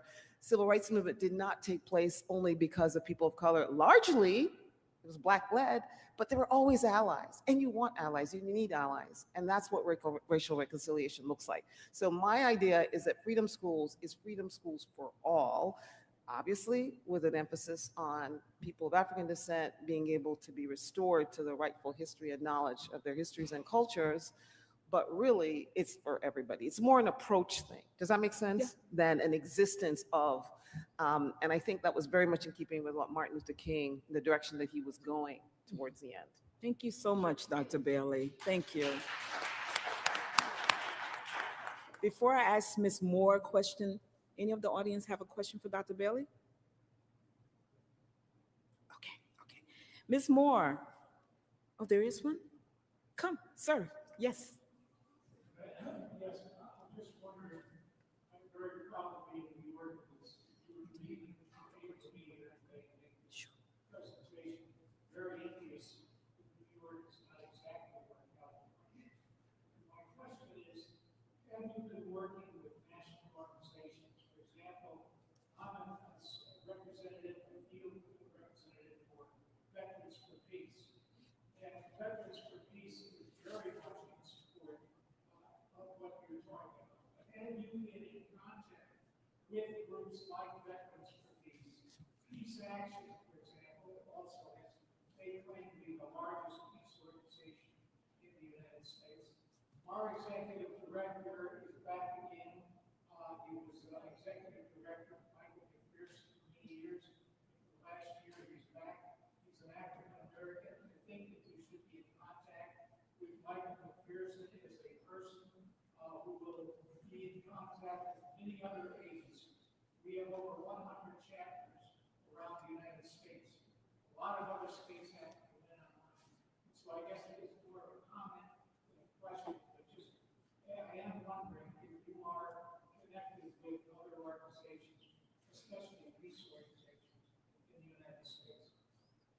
Thank you so much for your contribution, actually, and your comment. So currently, no, but we do have a public hearing coming up that will specifically tie in the harms to veterans. Absolutely. So that will be an entry point for us to reach out to Mr. McPherson. And I'm so sorry if I made myself unclear. I wanted to know, and I'm going to follow up with that. And you can definitely speak again at the public hearing portion if you'd like to give us additional information. I just wanted to know if anyone had any questions for Dr. Bailey before I move to Ms. Moore. Okay, Ms. Moore. So my question to you, and thank you also for your wonderful presentation. And I piggyback off of what the gentleman said, that we're not where you guys are, but we're headed there. One of the questions I have, and as we have one of our state senators in here who supports our work fully, for the California Commission, did you all, and this is really for our going forward, should you all, or in hindsight, do you believe that have you all kept in more close contact with the Black legislative body of California? Would that have helped to move some of your 200 recommendations forward? I'm not saying that you didn't. I'm wondering what we can do so that we can keep their support for the work that we are doing as we continue. If your voice carries, sure, but you can definitely come back up here. She needs to come up here? Okay.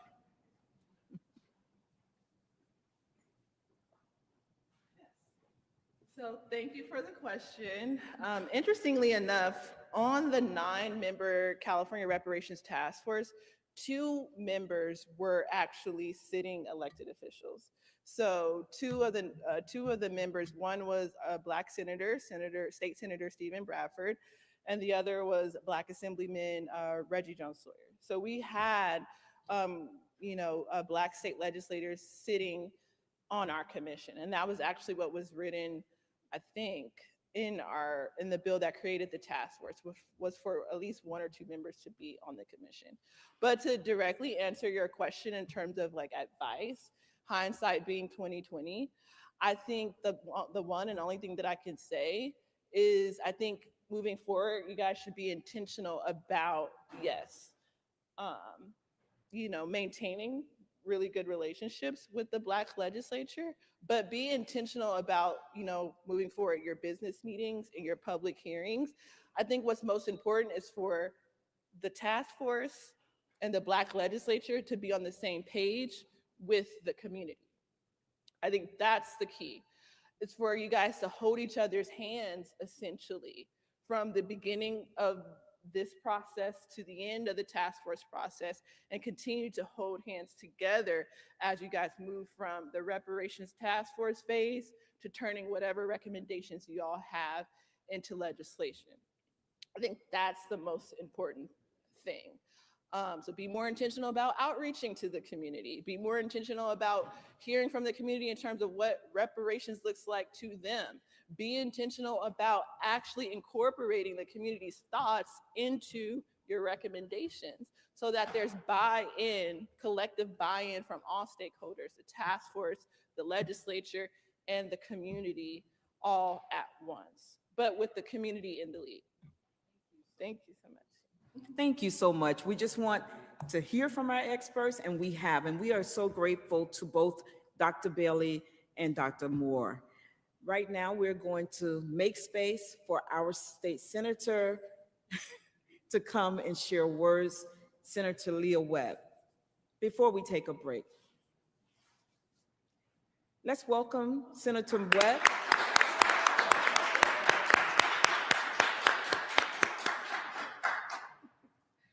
Thank you so much. I'm quite cold, that's why I still have my coat on. But I first want to, of course, thank Dr. Jenkins, the entire team at the Commission on Reparations for the state, and of course, our great presenters, Dr. Moore and Dr. Bailey. So I know it may have been spoken about already, but I wanted to lift up very quickly just my respective involvement. So when I first got elected into the Senate, and when this particular measure to actually explore reparations here in New York, the governor signed legislation at the end of 2023 to establish this commission, and subsequently through the budget, I believe we initially allocated was like $5 million to support the efforts of the commission. I think one of the things that I often talk about, especially in our community here in the Southern Tier, is that there's so much power in telling our stories. And I appreciate Dr. Bailey lifting that up, because as someone that was born and raised here, I understand firsthand that there's a lot of history here in Binghamton, Ithaca, the Southern Tier, that is a part of our national story. Whether you talk about the mark on the Underground Railroad that's right at City Hall, right up the street, most certainly in Ithaca, where you have such civil rights leaders that were integral, like Dorothy Cotton, most certainly leaders here. There's a lot of stories that can be told, right? Where our Dr. Martin Luther King promenade was also a place where the KKK actively held rallies. And so there's such a intersection, again, of what we have seen here in the Southern Tier as part of our state story, and most certainly our national story. And so I think the work of the commission is vital in not only lifting up not only past harms, but present impacts. And so a lot of the conversations we have in the state legislature, which another contextual piece I want to add, this is probably the most diverse representation we've had ever in New York State's legislature. There's now 72 members in both the Assembly and the Senate that are members of color. We've never had that before. And yet, even with that, we still don't have parity in representation. And so in sharing that, I want everyone to understand that while diversity is essential in talking about this particular subject with respect to reparations, and that how do we repair the institutional and the systemic problems that are caused by these decisions, it's important to have people in place to move them forward, but you don't have to have a title in order to do that. And so I encourage everyone who's here, and I appreciate you coming, to ask those questions. There's so much misinformation and missing information about what reparations actually, what they entail. And that's why I appreciated our presenters' information, because a lot of times people just think about the financial aspects when it's a lot deeper than that. It is most certainly looking at policies and also making sure that people have access and are in decision-making seats with respect to various institutions, just to give some additional context. So again, I'm delighted that the commission is here and continuing on its statewide public hearing tour to make sure that we as residents, whether it's here in the Southern Tier and across our great state, can not only walk away more informed, more connected, but most certainly more committed to making sure that everyone that resides here in our great state has a better quality of life today and for generations to come. Thank you so much for allowing me to spend time with you. Thank you, Senator Webb. We're going to take a 5-minute break and then come right back and get to our public hearings. If you are virtually attending and have questions, please submit your questions virtually through the forum. And those of you who are in this room, if you would like to make public comments, give testimony, please make sure that you've signed up in the back. We'll be back in 5 minutes.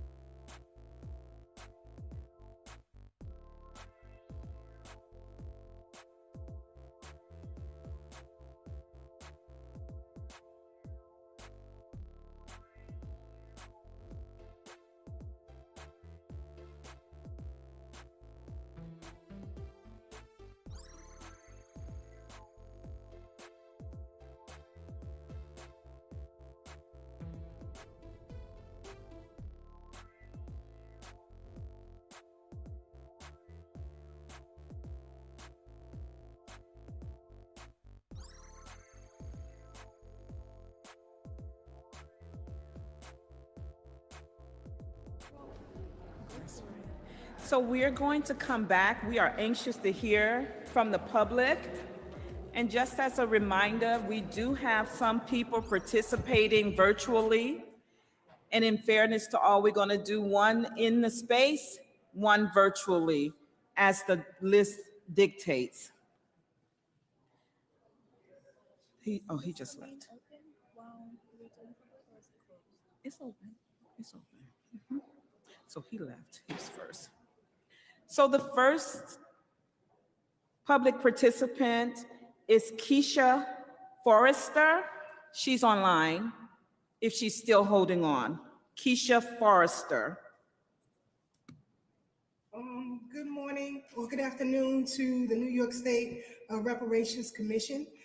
Today, on behalf of Foundational Black American Freedmen, descendants of people enslaved in this country, including free Black Americans who were kidnapped and sold into slavery under New York. Ms. Forrester, can you pause for 1 second so that we can begin the timer? Sure. Thank you. Ready? Thank you, Ms. Forrester. You can resume. You can start over if you like. Thank you.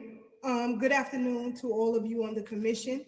I speak today on behalf of Foundational Black American Freedmen, the descendants of people enslaved in this country, including free Black Americans who were kidnapped and sold into slavery under New York and colonial law. New York law role in slavery, was direct and profitable. State law authorized human bondage, enforced slave codes, and protected property claims in human beings. Wealth was extracted through generations of forced unpaid labor and absorbed into public and private institutions. When slavery ended, there was no restitution, no wages, no land, and no inheritance. That failure created what constitutional law recognizes as the continuing badges and incidents of slavery. The unresolved economic consequences of slavery itself under Supreme Court precedent, government has both the authority and the obligation to eliminate those conditions. Reparations are not symbolic. They are not social programs. Reparations are the settlement of a specific documented debt owed to a specific people. Accordingly, Foundational Black American Freedmen demand two remedies. First, substantial direct cash payments to eligible descendants of U.S. chattel slavery. The harm was economic and intergenerational. Only unrestricted capital repair can address stolen labor and stolen inheritance. Second, a full exemption from both New York State and federal income taxation for Foundational Black American Freedmen. Our ancestors' forced labor functioned as a lifetime tax imposed without consent. A permanent tax exemption is a lawful and proportionate response to that unpaid debt. New York has the authority to lead here. The record is clear. The obligation is overdue. Justice delayed is already justice denied. And through the last administration, with the influx of illegal immigrants and all of these sanctuary cities, including New York, opened up its coffers to those illegal migrants who came here. So the excuse that, you don't know how to pay for it, you don't have the money for it, no longer suffices.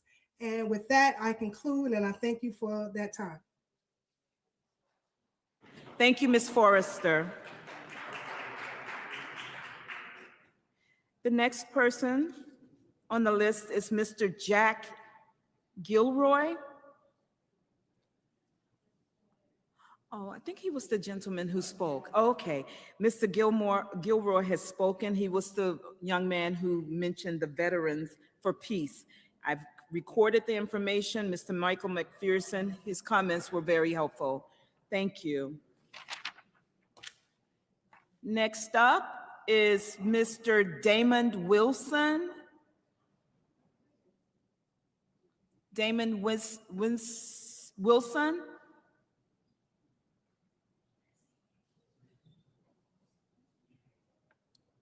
Mr. Damon Wilson. Oh, he's not here? Okay. Oh, it's Reverend Doctors. My apologies. Okay. Next up online is Miss Chantel Williams. Chantel Williams. Is she there? Hello. Good evening, members of the New York State Reparations Commission. My name is Chantel Williams, and I represent the New York Civil Liberties Union's Racial Justice Center in partnership with New Yorkers for Reparations. The Racial Justice Center, established in 2023, advocates at the intersection of racism and key justice issues, including environmental justice, indigenous justice, and Black restorative practices. Binghamton was not just touched by slavery, it was built on it. William Bingham, the founder and namesake of this city, amassed his wealth by capturing and selling Africans in Martinique. With that wealth, he purchased land here and appointed Joshua Whitney II as his agent. Both men supported and expanded slavery within this region. This city exists because Black lives were exploited for profit, and that exploitation was maintained through dehumanization. Right here in Binghamton, during slavery, a local newspaper advertisement read regarding an alleged assault. On Friday evening, a Negro man belonging to Mr. Rogers of this county attempted to commit violence. While the monster was endeavoring to accomplish his purpose, the mother attempted to drive him away. A Black man was described as belonging to Mr. Rogers and labeled as a monster. It is that language, the language that treated Black people as property and portrayed them as inherent threats, that laid the foundation for how Black people would be policed, punished, and imprisoned long after slavery formally ended in New York State. You can see it in how Black people are treated in New York State's criminal legal system, particularly here in Binghamton. Broome County consistently has one of the highest incarceration rates in the entire state, disproportionately impacting Black people. In Binghamton, Black residents make up 7% of the population, but make up 35% of the people arrested. And once arrested, a study that was conducted revealed that Black people face harsher outcomes at every stage of the criminal legal system, despite similar arrest rates for crimes like larceny. This includes fewer dismissals, fewer second chances, and more jail time than their white counterparts. Overall, Broome County Black people are convicted of felonies 11.6 times more often than their white peers. Inside the jail, incarcerated people reported that refusing to work results in being placed in solitary confinement and loss of basic privileges, conditions that echo the forced labor and punishment from slavery. These are modern expressions of a system that was designed to control Black bodies and extract Black labor. We advocate for comprehensive criminal legal reform aimed at addressing the disproportionate incarceration of Black individuals in our communities. Our recommendations include the implementation of second look legislation, which examines the disproportionate sentencing between Black individuals and their counterparts for the same crime. Thank you.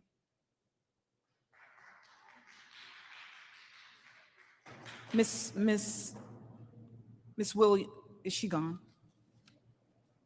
She's gone. Okay, all right. Miss Williams, just for Yes. the record, could you clarify your recommendation for us again, please? Yes, so we are advocating for comprehensive criminal legal reforms aimed at addressing the disproportionate incarceration of Black people. So one of those recommendations includes second look legislation, and where we will take a close look at how Black people have been sentenced over the years in comparison to their counterparts for the same crime and make adjustments based on those disparities. Thank you so much. I appreciate that. No problem. Thank you. The next speaker who signed up is Josiah Stevens. Josiah Stevens. Josiah Stevens. Okay. Online, we have Mr. Ernest Russell from the Mr. Ernest Russell. Hello, can I be heard? I'm online. Can you hear me? I don't have my video. We need your turned on, 'cause camera I'm trying turned on. Yeah, when I try to click it, it says the host has is disabled. So I need the invite from the host to turn on my video. Okay. All right, I have to start a video. A. Then can you guys see me? We can see you. Thank you. All right, perfect. So I just began my testimony just by wishing you a good afternoon, Dr. Deborah Jenkins, and I also want to wish Commissioner Linda Tarrant-Reed a good afternoon as well. I want to shout out to you guys as commissioners for taking the time to show up. I know that maybe other commissioners would have been here, but I do think across the board, you know, the Zoom option is available just so that everyone can be here, even if driving and, you know, other things are taking precedent. I will say to my comments today, in the spirit of Dr. Martin Luther King, that I want to read out some of his quotes, right? And he says, injustice anywhere is a threat to justice everywhere. And I think what a lot of people forget in the context of reparations is that this is the original injustice. And every single time that our country ignores this injustice, they're prioritizing other injustices and saying this one doesn't matter. And so to his quote, injustice anywhere is a threat to justice everywhere. That is specifically for the context of those of us who wants to secure this type of justice. Then I also want to go further and state in the spirit of Dr. Martin Luther King, because all of the solutions when it comes to this reparation space will ultimately take place in America when it comes to the descendants of those people who were enslaved here. And so he says, in spite of psychological appeals of the identification with Africa, we must face the fact that America is now our home, a home built in no small part through the blood, sweat, and tears of enslaved people and their descendants. As Americans, the solution does not lie in fantasies of separation or dilution, but engaging the creative minority of the concerned within the apathetic majority and compelling movement towards the kind of power that produces real security and justice. And so in the words of Kamilah Moore, I think the legislature, although they pushed forward this study, they are part of the apathetic majority that doesn't truly believe in cash compensation. I think if New York believes in cash compensation, then New York as a state should pursue a pilot program for descendants, no different than they are pursuing UBI programs for a small portion of people in the state. And so one of the solutions I want to say today is that cash compensation is a requirement in this conversation. In addition to that, I think the lineage requirement speaks to the need for why cash compensation is a requirement. When you do the lineage, you will have a smaller pool of people who are eligible for said programs that the state produces. Now, while we understand that there is racial injustice happening to Black people all across this country, this topic of reparations, this history of New York, the history of Harriet Tubman, the history of Frederick Douglass in his state has nothing to do with the broader Black race. It has everything to do with the descendants of people who are enslaved in this state, their descendants, and those descendants who would migrate up from the South and come to this state and be subjected to the same policies and rules on the basis of their connection to slavery.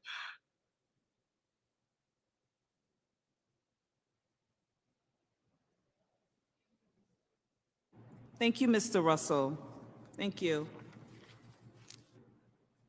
The next participant is Brooke.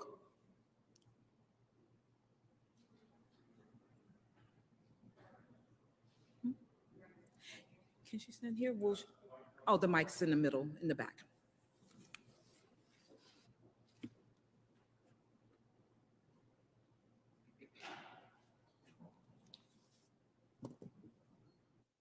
I appreciate that Kamilah Moore clearly outlined the 5 forms of reparations. What we will not accept is legacy organizations taking large sums of money for programs we never see or advocacy that never produces results. We will not accept symbolic gestures like the Bruce's Beach situation, only for that land to be used in ways that do not benefit the injured group. And I am also grateful that Kamilah Moore, Esquire, also addressed the Walter Plecker unconstitutional race-based classifications which cause lasting harm and confusion. I am glad the commission got a chance to hear a lawyer explain constitutional law, something we, the foundational Black American freedmen, have been stressing over and over again, all while being chastised by the lawyers that serve as commissioners. Dr. Bailey repeatedly used the phrase people of African descent, but that language lacks the specificity required for law. One knife sticks both approach does not work when preparing a legal claim. Precision matters. As the FBA proverb says, that dog won't hunt. Only Black Americans were enslaved in this country on this soil under laws of the United States. Therefore, damages must go to the harmed group and no one else. And we've given this country enough time, no more delay to what is owed. When Kamilah Moore said that the harmed community must be satisfied, that means exactly that. No one, whether a Jamaican working for the working for the Harriet Tubman Foundation or anyone else of any other lineage, has the authority to tell foundational Black American freedmen when we shall feel satisfied with our justice claim. When we refused to accept the failed model of South Africa's truth and reconciliation process. It did not deliver justice, and we will not allow those same mistakes to be repeated here. During the business meeting, Dr. Jenkins mentioned the need for speakers. I'd like to remind the commission that the U.S. Freedmen Project was the only group to present a workshop specifically focused on reparations at the Black, Puerto Rican, Hispanic, and Asian Caucus Weekend, which, by the way, is an interesting form of delineation for the Puerto Ricans from the rest of the Hispanics. I've also mentioned previously that Andrew Barnes from Numbers USA should also be brought in to do a presentation on how immigration has hurt foundational Black Americans and pushed us to the back of the hiring line. I would like to take this time to thank the foundational Black American family for their continued support and making sure that we were live in person here today. Thank you. Brooke, can you tell me the name again, please? My name is Brooke. No, the name that you recommended. Oh, Andrew Barnes of Numbers USA. Which USA, I'm sorry? Numbers USA. And then our President Devine of the U.S. Freedmen Project. He's the one who did the presentation? Yes, the presentation at the caucus. And also spoke at our Utica meeting. Yes. Thank you. Absolutely. Thank you. Thank you. And actually, you're next, Divine Prince.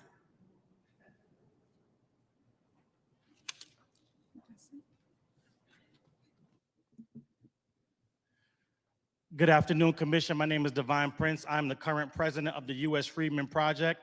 I want to personally thank Chairwoman Kamilah Moore for coming out and sharing her time. What you don't know is that this is not the first time she has addressed this commission or this New York State legislative body on how to get reparations correct. The U.S. Freedmen Project worked closely with the California Task Force, including Chairwoman Kamilah Moore, Dr. Shirley Weber, Dr. Jovan Scott Lewis, and we addressed all of the New York State legislators on how to get reparations not only right, but constitutionally correct. And so this current iteration of the bill, unfortunately, is unconstitutional because the legislative body ignored all that professional testimony, something that I hope they don't do today with her testifying again. See, I want you guys to understand the definition of an African.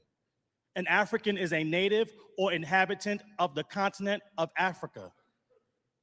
So anyone, regardless of race, hue, or ethnic group, that is an inhabitant of the continent of Africa can be considered someone of African descent.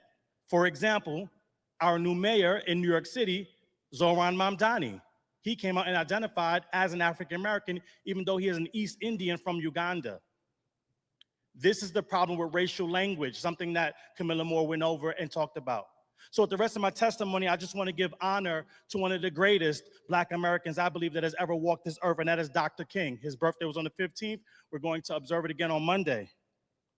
And he talked about that concept of being African. He said, we know nothing about Africa, although our roots are there in terms of forebearers. But I mean, as far as the average Negro today, he knows nothing about Africa. And I think he's got to face the fact that he is an American. His culture is basically American. And one becomes adjusted to this when he realizes what he is. That's what this commission is supposed to be about. Black American citizens that were formerly enslaved that are now coming to get our just due. Racial justice is a formidable cause, but it's not reparations. We must separate the two. A recommendation I made at the Utica hearing. Separate the two so that we don't have to be subject to a constitutional challenge based on race. Dr. King also talked about that a society that has done something special against a Negro for hundreds of years must now do something special for the Negro. That's what reparations is. That's the harmed group. And with my last 30 seconds, I want to talk about a conversation that Dr. King and Harry Belafonte had. Because we all know the quote that people talk about when they say that Dr. King said he integrated his people into a burning house.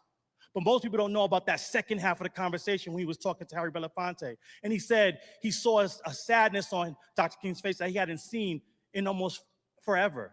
And he said, so what do we do if we integrated our people into a burning house? And he said, we become the firefighters. And the freedmen are the firefighters. Thank you for your time. Thank you, Mr. Prince. If there's anyone else who'd like to give public testimony, the floor is open.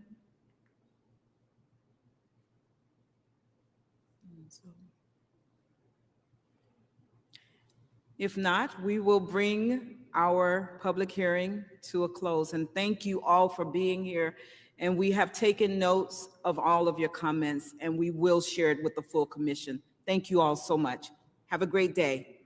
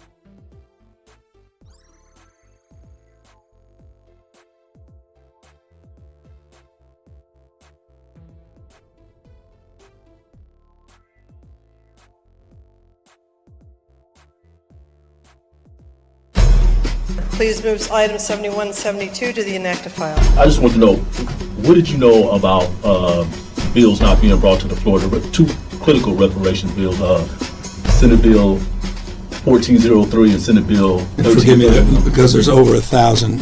I'm not very good at the numeric, but that, you know, it's gonna, the analysis that it's only a couple $1 million to stand it up. And his response was, we want to do it in a different way. We don't want to do it through creating a whole new bureau. We want to do it through the UC system. So this is Assemblyman Mr. Bryan. He's mad I brought up the reparations vote. So he's preventing me from speaking. And he's trying to block my access to it. Madam Speaker, I ask that we take up file item 71, SB 1331. If you decide to start your family tree even without the DNA, 8 or 9 times out of 10, you're gonna find your family. A great number of African Americans can trace their lineage to the period of enslavement. Lamert was developed by Walter H. Lamert, and in his designing this area, he actually had covenants to where they would not sell to black people. We should. I supported the bill all session. Then bring the bill. Will you vote? COBC, can you give them a grade 1 to 10? Oh, this current crop, as of now, it's a negative. Vote for the bill, Mr. Bring the bill. Will you vote for the bill? Bring it up. Will you vote for reparations? Bring it up. I would love it. Bring it up. Let's vote for reparations Bring together. It's a spirit of anti-blackness, and we must call it out. And so I'm going to call out on August 31st, 2024, that the California Legislative Black Caucus, the majority of them, and the governor allowed the enemy to use them to try to keep us down and keep us as bottom-class citizens. Just think that all the other members have at least about 10 years left. So we're not going anywhere. I've heard it's slightly changed, and some of the advocates who were part of the coalition last go around are now expressing concerns of whether or not they'll still be able to stand behind it if those changes are not corrected.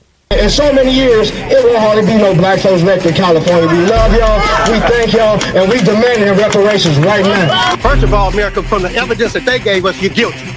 What happened on August 31st, 2024 was a betrayal. We know that if we don't have our hand in this process as much as we possibly can, it can be corrected from the outside. So in terms of our role isn't done until they're issuing the checks for our reparations. The time for reparations is now. Yeah. Right now. What do we want? What do we want?